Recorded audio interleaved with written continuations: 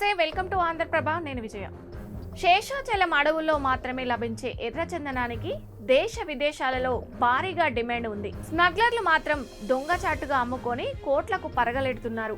కానీ ప్రభుత్వం మాత్రం అధికారిక విక్రయాల ద్వారా అంత పెద్ద మొత్తంలో ఆదాయాన్ని సమకూర్చుకోవడం లేదు. ఎర్రచందనాన్ని రాష్ట్రానికి ఆదాయ వనరుగా మార్చడానికి గతంలో టీడీపీ ప్రభుత్వం 2014లో పెద్ద ఎత్తున ప్రయత్నాలు చేసింది. తిరుపతిలోని తిమ్మినాయుడుపాలెం సమీపంలో కేంద్రీయ ఎర్రచందనం గోదాంలను నిర్మించింది. ప్రపంచంలో ఎక్కడైనా స్వాధీనం చేసుకున్న ఎర్రచందనం దుంగలను ఇక్కడికి తీసుకువచ్చేలా ఏర్పాటు చేసింది. దాన్ని గ్రేడ్ల వారీగా విభజించి ఇక్కడ గోదాంలలో భద్రపరిచింది. గ్లోబల్ టెండర్లకు ఆహ్వానం. ఎర్రచందనానికి భారీగా డిమాండ్ ఉన్న చైనా, జపాన్, జర్మనీ తదితర దేశాలకు ఆంధ్రప్రదేశ్ అటవీ శాఖ నుంచి ప్రత్యేక బృందాలను పంపించి మార్కెటింగ్ చేయించింది. గ్లోబల్ టెండర్లను నిర్వహించింది. 2018 సెప్టెంబర్లో అత్యధికంగా 5,000 టన్నుల ఎర్రచందనాన్ని విక్రయించి భారీగానే ఆదాయాన్ని సమకూర్చుకుంది. 2020లో వైఎస్ఆర్సీపీ సర్కార్ 4,343 టన్నుల్లో 300 టన్నులు, తర్వాత 3 సంవత్సరాల్లో మరో 450 టన్నులు మాత్రమే విక్రయించగలిగింది. త్వరలో 1000 టన్నులకు టెండర్లు. ప్రస్తుతం గోదాంలలో ఉన్న బఫర్ స్టాక్ తో కలిపి 7,000 టన్నులకు పైగా నిల్వలున్నాయి. ఎర్రచందనం విక్రయాల్లో భాగంగా 20వసారి గ్లోబల్ టెండర్లకు ఆంధ్రప్రదేశ్ ప్రభుత్వం సన్నాహాలు చేస్తుంది.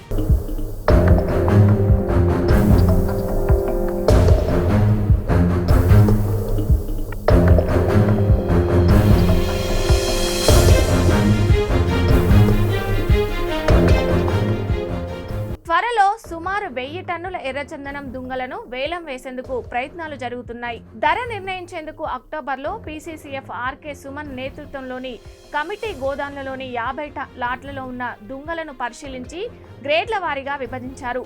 ఎర్రచందనం దుంగల రంగును నమోదు చేశారు. ఏ గ్రేడు టన్ను ధర 65 లక్షల రూపాయల నుంచి 75 లక్షల రూపాయలు, బి గ్రేడు 36 లక్షల రూపాయల నుంచి సి గ్రేడు 20 లక్షల రూపాయలు, ఎన్ గ్రేడు 7 లక్షల రూపాయలు, పొడిపెల్లు వేర్ల టన్నుకు 60,000 రూపాయలుగా ధరలు నిర్ణయించారు. ఇక ఈ ఎర్రచందనం దుంగలకు టెండర్లు నిర్వహించడమే మిగిలి ఉంది. 2 సంవత్సరాల క్రితం వరకు ఎర్రచందన వృక్షం అంతరించిపోతున్న జాతుల జాబితాలో ఉండేది. ఈ జాబితాలో ఉన్న వృక్ష జంతు జాతుల మనుగడను కాపాడే లక్ష్యంతో ఏర్పడిన అంతర్జాతీయ ఒప్పందం ప్రకారం ఎర్రచందనం వ్యాపారంపై ఆంక్షలు ఉండేవి. విలువ ఆధారిత వస్తువులకు మాత్రమే ఎటువంటి ఆంక్షలు లేకుండా వ్యాపారం జరిగేది. ఎర్రచందనం దుంగల వేలంపై కూడా ఇటీవలి వరకు చాలా ఆంక్షలుండేవి. ఇప్పుడు ఆ సమస్యలు లేనందున వేలం వేసేందుకు ప్రభుత్వానికి అవకాశం లభించింది. ఎర్రచందనం అక్రమ రవాణాను ఉపేక్షించబోమని సీఎం చంద్రబాబు, ఉప ముఖ్యమంత్రి పవన్ స్పష్టం చేశారు. రాష్ట్రంలోని సహజ వనరులను దోచుకునేందుకు ప్రయత్నిస్తున్నారు. తీవ్ర పరిణామాలు ఎదుర్కోవాల్సి ఉంటుందని సామాజిక మాధ్యమం ఎక్స్లో హెచ్చరించారు. అక్రమ కార్యకలాపాలన్నీ అరికట్టడానికి Tirupati red Sanders anti transport చేస్తున్న కృషిని అభినందించారు.